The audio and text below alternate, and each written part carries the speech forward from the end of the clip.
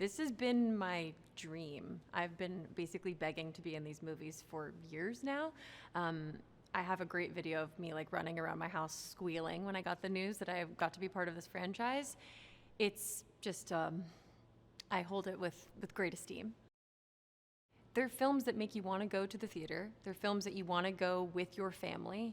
And that matters. That's really fun to me. They're things that we eventize, and I think that I really personally value that. I love discussing them and talking about them with my friends and family, and so my friends and family are truly freaking out over this. They finally think I'm cool. You know, it all was figured out that I was going to be in the film. I got this text that said, "Can you go to Vin's house for dinner tonight?" And I was like, "What?" And I showed up, and his 3 kids were at the door, and they immediately were like, "Brie, I want to show you this. I want to show you that. You got to meet the dogs. You got to go on the trampoline. You got to do this." And Vin eventually came down, and he was like, "Oh, I see you've met like the true minds behind the franchise." And I was like, haha. And then I sat down at the dinner table, and they like all sat across from me. They said, "So what will you be bringing to the Fast franchise?" And I was like, I would love to know. Like, you tell me, what can I do? And we had this great conversation, and I ended up going over to their house many times, going to his eldest daughter's birthday party, and I got to become close with them before I ever set foot on the set. And I think that's just a testament. It's all part of his process too. I don't think that was an accident. That's all by design.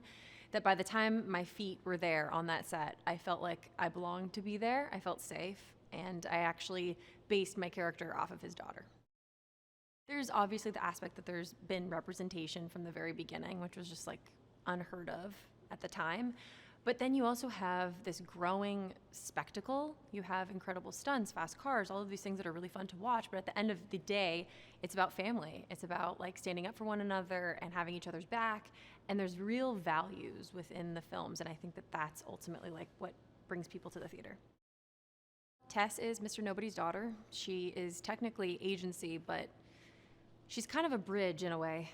She doesn't go along with the way that the agency's headed now that her father isn't there, and believes in the legacy that her father set up, which is standing with Dom, standing with the Toretto family, and is fighting for that. She ultimately loses that battle pretty early on, and then goes on her own mission to do what she feels is right in her heart. I was trying to be super professional, you know? It's like, this is a franchise that I love so much, and I like wanted to come in and have like a clear point of view and show that like I had something to bring to something that's like so good. Like, it doesn't need me, but I wanted to bring something to it. And so that moment when he took the cross out is just the most surreal moments of my life, and I just fell over. I fell onto the ground. I could not be cool. There was no recovering from that. And then I felt embarrassed, but luckily he was moved by it and thought that, you know, it was sweet that it meant so much to me.